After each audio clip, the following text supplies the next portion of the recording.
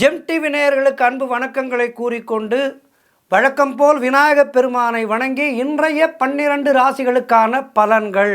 இன்று 23/2/2025 மாசி மாதம் 11ஆம் தேதி குரோதி வருடம் அற்புதமான ஞாயிற்றுக்கிழமை நல்ல நாள். இன்றைய ஆதிக்க கிரகம் சூரிய பகவான். இன்று நாம் வழிபட வேண்டிய தெய்வம் சூரிய பகவானை. சூரிய பகவானை வணங்குபவர்களுக்கு நல்ல ஒரு நினைவாற்றலும் நல்ல ஒரு தேக ஆரோக்கியமும் கிடைக்கும். அதனால்தான் நம்முடைய ரிஷிகளும் ஞானிகளும் பல முனிவர்களும் சூரிய பகவானை வணங்கி பல நற்பலன்களை பெற்றார்கள்.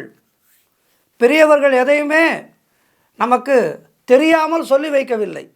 ஆகவே பெரியவர்கள் சொன்னதை அப்படியே நாம் பின்பற்றினாலே வாழ்க்கையிலே எல்லா வளமும் நமக்கு கிடைக்கும். சூரிய பகவானை அனுதினமும் காலையிலே சூரிய நமஸ்காரம் செய்து வணங்குபவர்களுக்கு எந்த விதமான உடல் ஆரோக்கிய குறைபாடும் வராது. குறிப்பாக இன்றைய நவீன உலகத்திலே நமக்கெல்லாம் இருக்கின்ற பிரச்சனைகள், சர்க்கரை வியாதி, கொழுப்பு, இவையெல்லாம் நிச்சயமாக சூரிய நமஸ்காரத்தை முறையாக செய்பவர்களுக்கு வராது. ஆகவே இன்றைய நாள் சூரிய பகவானை வணங்க வேண்டிய நாள். ஆகவே இன்று முதல் அதனை தொடங்குவோம். சூரிய நமஸ்காரம் செய்வதை இன்றைய நாளிலிருந்து தொடங்குவோம். வாழ்க்கையிலே நல்ல ஆரோக்கியம் பெறுவோம். ஆகவே இன்றைய நாளிலே சூரிய பகவானை வணங்கி எல்லா வளமும் நலமும் காண வேண்டிய நாள். சூரிய நமஸ்காரம் செய்வோம் அனுதினமும்.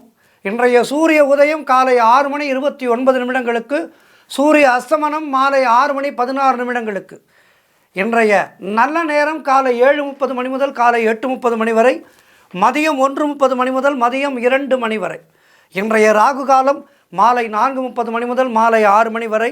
இன்றைய யமகண்டம் மதியம் 12 முதல் மதியம் 1:30 வரை.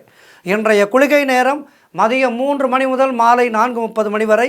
இன்றைய சுபகோரை குருகோரை நேரம் காலை 11 முதல் மதியம் 12 வரை. இன்றைய நட்சத்திரம் இன்று மாலை 4:29 வரை மூலம், அதன் பின்பு பூராட நட்சத்திரம்.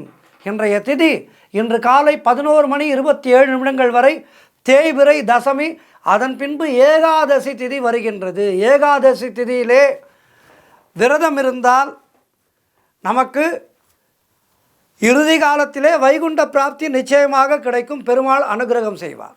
ஆகவே ஏகாதசி விரதம் என்பது மிக மிக உயர்ந்த விரதம். இந்த ஏகாதசி விரதத்தை இன்றைய நாளிலே கடைபிடித்து பெருமாளை வணங்கி நல்ல அருள் அனைவரும் பெறுவோம். 12 ராசியினருமே இன்றைய நாளிலே ஏகாதசி விரதம் இருக்கலாம். விரதங்களிலே முக்கியமானது ஏகாதசி விரதம். இந்த ஏகாதசி விரதத்தை இருப்பவர்களுக்கு வாழ்நாள் முழுவதும் ஆலயத்துக்கு சென்ற பலன் கிடைக்கும். அவர்களுடைய இறுதி காலத்திலே அவர்களுக்கு நல்ல ஒரு தூய்மையான மரணம் ஏற்படும். அகால மரணம் இல்லாமல், நோய்வாய்ப்பட்டு கிடக்காமல். இப்படி மரணம் என்பது எல்லோருக்கும் சம்பவிப்பது தான். ஆனால் மரணம் என்பது நல்ல விதத்திலே நமக்கு வர வேண்டும். அகால மரணமாக இல்லாமல், நெடுநாள் படுக்கையிலே கிடைக்காமல், இவற்றுக்கெல்லாம் இந்த ஏகாதசி விரதம் என்பது நமக்கு அருள் புரியும். ஏகாதசி விரதம் இருப்பவர்களுக்கு இந்த அருள் கிடைக்கும் என்பது ஐதீகம். ஆகவே இன்றைய நாளிலே ஏகாதசி விரதம் இருப்போம். விரதம் இருந்து வாழ்க்கையிலே எல்லா வளமும் நலமும் பெறுவோம். இன்றைய சந்திராஷ்டம நட்சத்திரம் இன்று மாலை 4:29 வரை கிருத்திகை நட்சத்திரத்துக்கு சந்திராஷ்டமம், அதன் பின்பு ரோகிணி நட்சத்திரத்துக்கு சந்திராஷ்டமம் வருகின்றது. கவனமாக இருக்க வேண்டும். அடுத்து நாம் காண இருப்பது 12 ராசிகளுக்கான பலன்களை. மேஷ ராசி அன்பர்களே, இன்று சந்திரன் உங்கள் ராசிக்கு 9ஆம் இடத்திலே இருக்கின்றார். உங்களுடைய ராசி அதிபதி செவ்வாய் ராசிக்கு 3ஆம் இடத்திலே இருக்கின்றார். ஆகவே இன்று மிக மிக அற்புதமான நாளாக மேஷராசியினருக்கு அமைந்திருக்கின்றது. சகல பாக்கியங்களும் கிடைக்கின்ற நாள். நீங்கள் எதிர்பார்த்ததெல்லாம் நல்லபடியாக நடக்கக்கூடிய நல்ல நாள். உடல் ஆரோக்கியம் சிறப்பாக இருக்கும். வீடு வண்டி வாகன மாற்றம் உண்டாகின்ற நாள். கடன் பிரச்சனைகள் தீரும். அலுவலகத்திலே புதிய வாய்ப்புகள் வெற்றியை தரும். புதிய தொழில் தொடங்கும் முயற்சிகள் வெற்றியை தரும். காரிய தடைகள் விலகும். சிலருக்கு குழந்தை பாக்கியம் உண்டாகும். திருமணம் போன்ற சுபகாரிய பேச்சுவார்த்தைகள் கைகூடி வருகின்ற நாள். நண்பர்கள் மற்றும் உறவினர்கள் மூலம் நல்ல ஆதாயம் உண்டாகும். எதிர்பார்த்த பணம் கைக்கு வரும். இப்படி எல்லா வகையிலும் மேஷராசியினருக்கு இன்றைய நாள் அற்புதமாக இருக்கின்றது. மேலும் நற்பலன்களை பெறுவதற்கு சூரிய பகவானை வணங்குங்கள், பெருமாளை வணங்குங்கள். ஏகாதசி விரதம் இருந்து எல்லா வளமும் கிடைக்கும். வாழ்த்துக்கள். ரிஷபராசி அன்பர்களே, இன்று சந்திரன் உங்கள் ராசிக்கு 8ஆம் இடத்திலே இருக்கின்றார். உங்களுடைய ராசி அதிபதி சுக்கிரன் ராசிக்கு 11ஆம் இடத்திலே இருக்கின்றார். இன்றைய நாள் முழுவதும் உங்களுக்கு சந்திராட்டமம் இருக்கின்றது என்றாலும் கவலைப்படாதீர்கள். இன்றைய நாளிலே சூரிய நமஸ்காரம் செய்து பெருமாளை வழிபட்டு பெருமாளுக்கு துளசி மாலை வாங்கி சாற்றுங்கள். ஆஞ்சநேய பெருமானை வணங்குங்கள். மௌனத்தை கடைபிடியுங்கள். உடல் ஆரோக்கியத்திலே கவனமாக இருக்க வேண்டும். குலதெய்வ வழிபாடு மன அமைதியை தரும். சிலருக்கு வேலை மாற்றம் ஏற்படும். மனக்குழப்பம், பதற்றம் இருக்கின்ற நாள் இன்றைய நாள். கூட்டுத் தொழிலிலே புதிய முதலீடுகளை தவிர்க்க வேண்டும். புதிய முயற்சிகளை தவிர்க்க வேண்டிய நாள். வேலை செய்யும் இடத்திலே மற்றவரை பற்றி எதுவும் பேசாதீர்கள். கோபத்தை முற்றிலுமாக தவிர்க்க வேண்டிய நாள். புதிதாக கடன் எதுவும் வாங்காதீர்கள். கணவன் மனைவிக்குள் சண்டை சச்சரவுகள் ஏற்படலாம். 3வது நபருடைய நுழைவை அனுமதிக்காதீர்கள். இருவருடைய பிரச்சனையிலே, கணவன் மனைவிக்குள் இருக்கின்ற பிரச்சனைகளே 3ஆம் நபரினுடைய தலையீட்டை தவிர்த்து விட்டாலே பாதி விவாகரத்துக்கள் முடிவுக்கு வந்துவிடும். ஆகவே அதனை செய்யுங்கள். கோர்ட் கேஸ் போன்ற பிரச்சனைகளிலே ஈடுபட வேண்டாம். அலுவலகத்திலே வேலை போல அதிகமாக இருக்கும். ஆகவே இன்றைய நாளிலே மௌனத்தை கடைபிடித்து இறைவனை துதிப்பாடி சூரிய நமஸ்காரம் செய்து செயல்பட வேண்டிய நாள் இன்றைய நாள். மிதுன ராசி அன்பர்களே, இன்று சந்திரன் உங்கள் ராசிக்கு 7ஆம் இடத்திலே சஞ்சரிக்கின்றார். உங்களுடைய ராசி அதிபதி புதன் ராசிக்கு 9ஆம் இடத்திலே இருக்கின்றார். ஆகவே இன்றைய நாளிலே திருமண பேச்சுவார்த்தைகள் விஷயமாக வேலையை தொடங்கினால் சுபமாக முடியும்.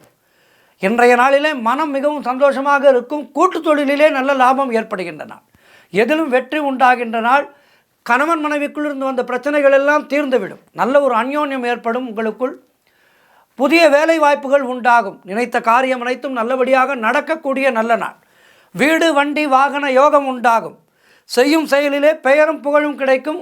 அலுவலகத்திலே சம்பள உயர்வு, பதவி உயர்வு ஏற்படும். சுபகாரியங்கள் நடைபெறக்கூடிய நல்ல நாள். நண்பர்கள் மூலம் அனுகூலம் உண்டாகும். இப்படி எல்லா வகையிலும் உங்களுக்கு ஏற்றமும் மாற்றமும் உண்டாகின்ற நல்ல நாள். சூரிய பகவானை வணங்குங்கள், பெருமாளை வணங்குங்கள். வாழ்த்துக்கள். கடகராசி அன்பர்களே, இன்று சந்திரன் உங்கள் ராசிக்கு 6ஆம் இடத்திலே சஞ்சரிக்கின்றார். ஆகவே இன்றைய நாளிலே சிலருக்கு வேலை மாற்றம் ஏற்படும். கூட்டு தொழிலிலே மன வருத்தங்கள் உண்டாகலாம். குலதெய்வ வழிபாடு மன அமைதியை தரும். காரிய தடைகள் ஏற்பட்டு விலகுகின்றன. அலுவலகத்திலே வீண் வாதங்களை எல்லாம் தவிர்க்க வேண்டிய நாள். உடல் ஆரோக்கியத்திலே எச்சரிக்கையாக இருக்க வேண்டும். குடும்பத்திலே கணவன் மனைவிக்குள் சண்டை சச்சரவுகள் ஏற்பட்டு விலகும். வீடு, வண்டி சம்பந்தமான விரய செலவுகள் சிலருக்கு ஏற்படலாம்.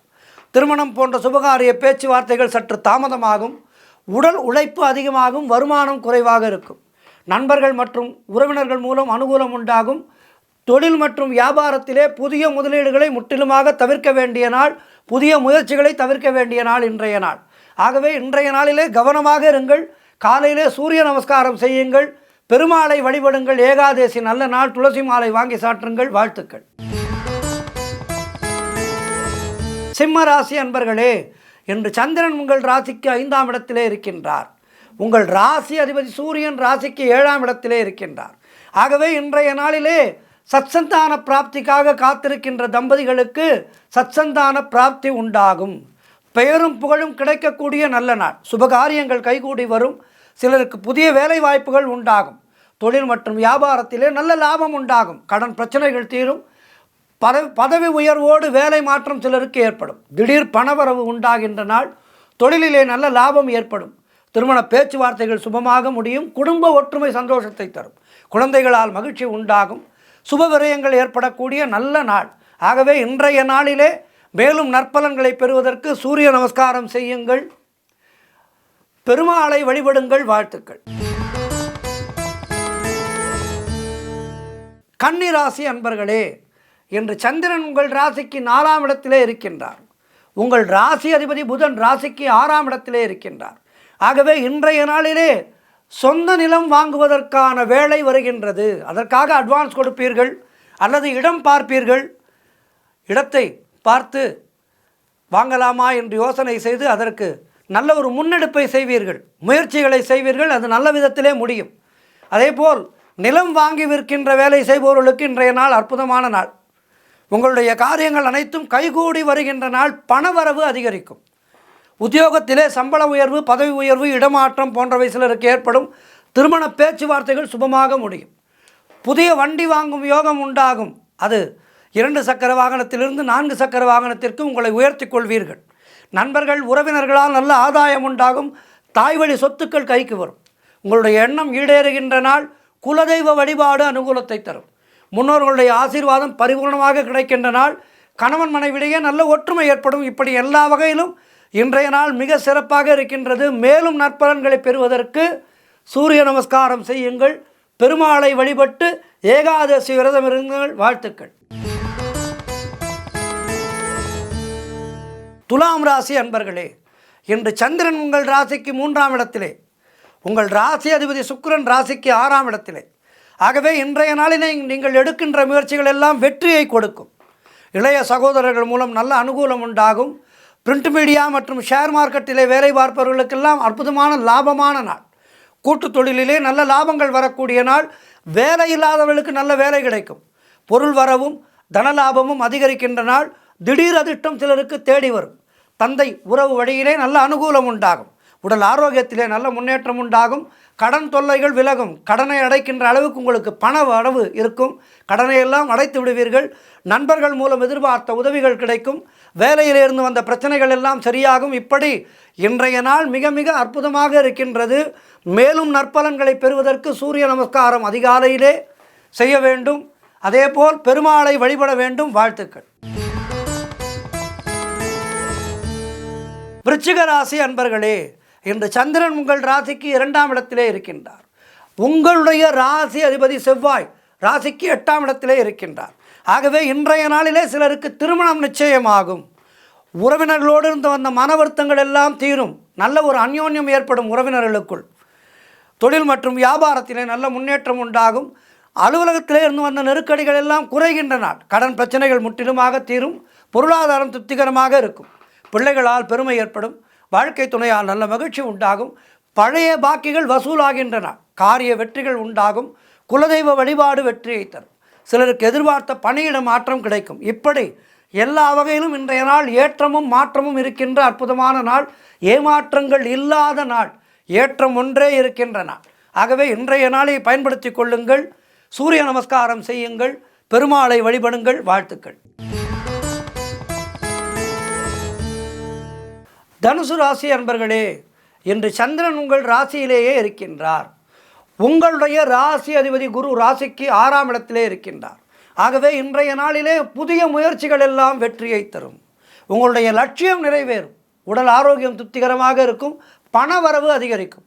பொருளாதாரம் மிகவும் சிறப்பாக இருக்கின்றது. தொட்டதெல்லாம் பொன்னாகக்கூடிய அற்புதமான நாள். கடன் பிரச்சனைகள் முற்றிலுமாக தீரும். நினைத்ததெல்லாம் நல்லபடியாக நடக்கின்ற நாள். வேலை இல்லாதவர்களுக்கு நல்ல வேலை கிடைக்கும். எதிர்பார்த்த பணம் கைக்கு வரும். நண்பர்கள் மூலம் அனுகூலம் உண்டாகும். தொழில் மற்றும் வியாபாரத்திலே நல்ல முன்னேற்றம் உண்டாகும். காரிய தடைகள் எல்லாம் விலகி நீங்கள் எடுக்கும் முயற்சிகள் எல்லாம் வெற்றியை தருகின்றன. மனம் மிகவும் உற்சாகமாக காணப்படக்கூடிய நல்ல நாளாக இன்றைய நாள் இருக்கின்றது. மேலும் சிறப்பான நாளாக மாற்றிக்கொள்ள நல்ல ஒரு தேக ஆரோக்கியமும் நல்ல ஒரு திட சிந்தனையும் பெறுவதற்கு சூரிய நமஸ்காரம் செய்யுங்கள். பெருமாளை வழிபடுங்கள். வாழ்த்துக்கள்.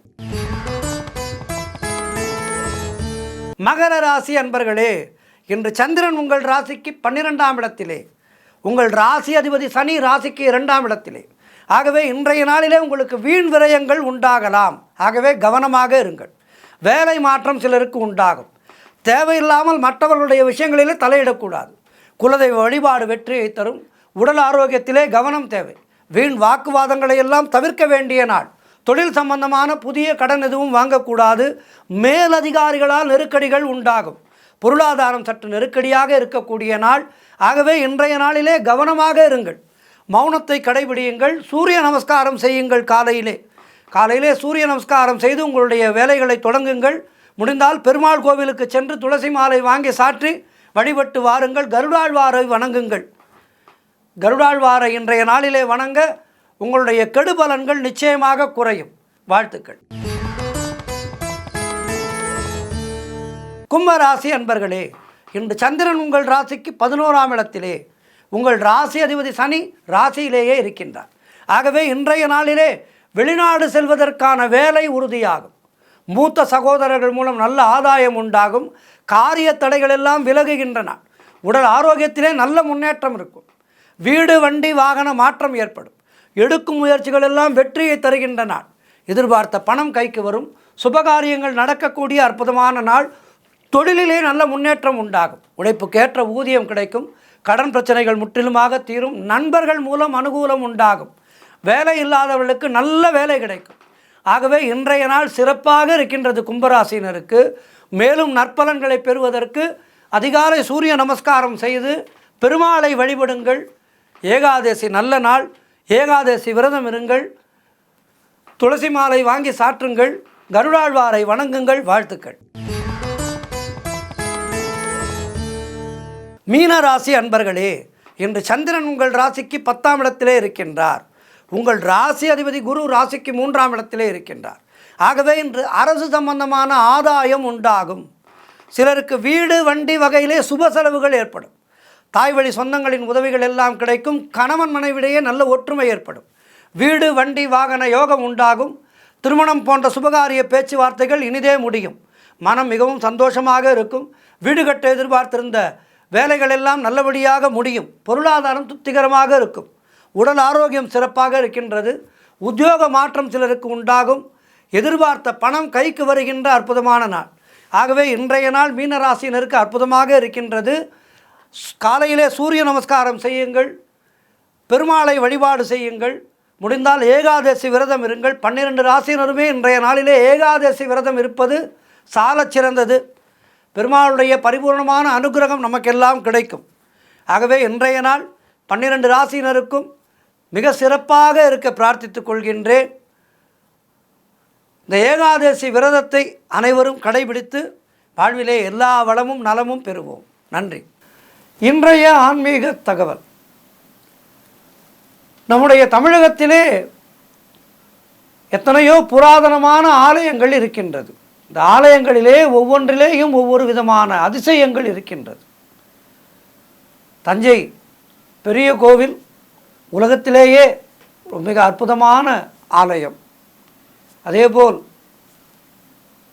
இந்த பக்கம் ஆவுடையார் கோவில் சிவபெருமானே கட்டி கொண்ட கோவில் என்று சொல்வார்கள். மாணிக்க வாசக பெருமான் மூலமாக சிவபெருமானே தனக்குத்தானே கட்டி கொண்ட ஆலயம் இந்த ஆலயம் என்று சொல்வார்கள். இப்படி தமிழகத்திலே ஒவ்வொரு ஆலயத்துக்கும் ஒவ்வொரு சிறப்புகள் இருக்கின்றது. அந்த வகையிலே ஒரு ஆலயம் இருக்கின்றது. இந்த ஆலயத்திலே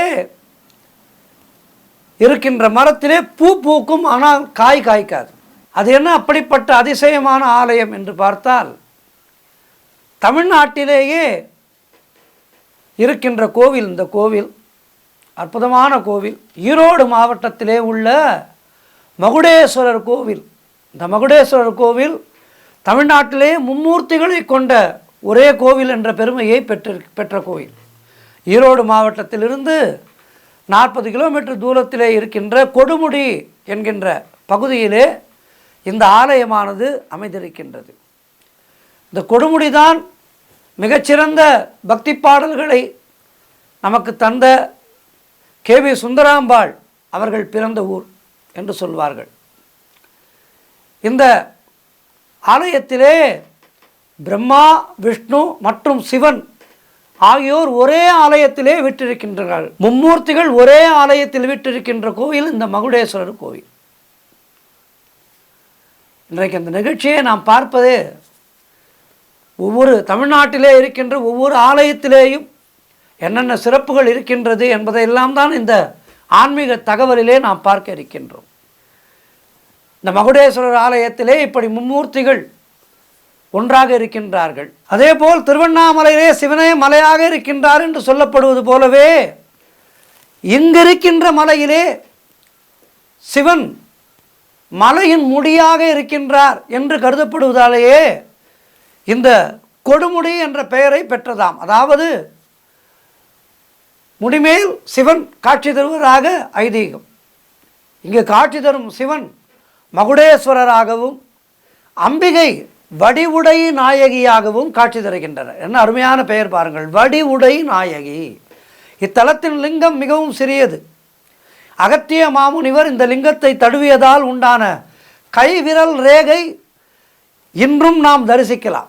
அகத்திய பெருமானுடைய கைவிரல் பதிந்த தடங்களை இன்றைக்கும் நாம் தரிசிக்கலாம். இந்த கோவில் காவிரி ஆற்றின் மேற்கரையிலே கிழக்கு நோக்கி அமைந்துள்ளது. கிட்டத்தட்ட 640 அடி நீளமும் 434 அடி அகலமும் கொண்டுள்ளது இந்த ஆலயம். மும்மூர்த்திகளுக்கும் தனித்தனியாக 3 கோபுரங்களும் தனித்தனியாக 3 சன்னதிகளும் 3 வாயில்களும் அமைக்கப்பட்டிருப்பது ஒரு தனி சிறப்பு.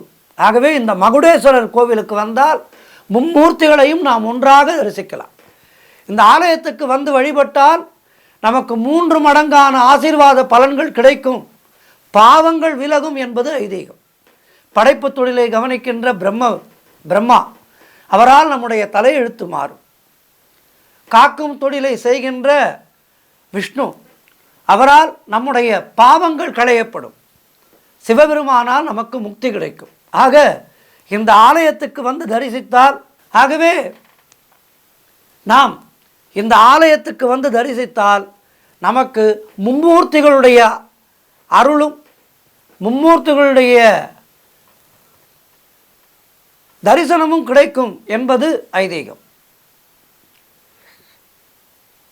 படைப்பு கடவுளான பிரம்மனும் காக்கும் கடவுளான மகாவிஷ்ணுவும் இந்த தலத்துக்கு வந்ததாக புராணங்கள் கூறுகின்றது. அவர்களே வந்திருக்கின்றார்கள் மகுடேஸ்வரரை தரிசிக்க. இக்கோவிலிலே 3000 ஆண்டுகளுக்கும் பழமை வாய்ந்த வன்னி மரம் அமைந்திருப்பது மற்றொரு சிறப்பாகும். 3000 ஆண்டுகளுக்கு மேல் ஆகின்றது இந்த மரத்தினுடைய ஆயுள். இந்த மரத்திலே பூ பூக்கும், ஆனால் காய் காய்க்காது. ஒரு பக்கம் முள் இருக்கும், மறுபக்கம் முள் இருக்காது. இந்த மரத்தினுடைய இலையை தண்ணீரிலே போட்டால் எவ்வளவு நாள் ஆனாலும் தண்ணீர் கெட்டு போகாது என்பது ஐதீகம். 3 முகம் கொண்ட பிரம்மதேவன் இந்த வன்னி மரத்தின் அடியிலே காட்சி தருகின்றார். மேலும் இந்த வன்னி மர இலையை பழனி பங்குனி உத்திரம் திருவிழாவுக்கு தீர்த்த காவடி எடுக்கின்ற பக்தர்கள் எல்லாம் காவிரி நீரிலே போட்டுத்தான் காவடி சுமந்து வெற்றிவேல் முருகனுக்கு அரோகரா, பழனிமலை முருகனுக்கு அரோகரா என்று பாத யாத்திரை செல்கின்றார்கள். இந்த கோவிலிலே வேப்ப மரமும் அரச மரமும் இணைந்திருக்கும். இந்த இடத்திலே முழுமுதற் கடவுளான விநாயகப் பெருமான் அமர்ந்திருக்கின்றார். இந்த விநாயகரை காவிரி நீர் கொண்டு அபிஷேகம் செய்து வழிபட்டால் திருமணத்தடை விலகும் என்பது ஐதீகம். ஆகவே யாருக்கேனும் திருமணம் தடைபட்டு வந்தால், செவ்வாய் தோஷம், அந்த தோஷம், இந்த தோஷம் என்று திருமணத்தடை இருந்ததென்றால் உடனடியாக கிளம்பி இந்த ஈரோட்டிற்கு அருகிலே இருக்கின்ற இந்த கொடுமுடி மகுடேஸ்வரர் கோவிலுக்கு சென்று இந்த விநாயகப் பெருமானுக்கு ஒரு அபிஷேகத்தை செய்யுங்கள்.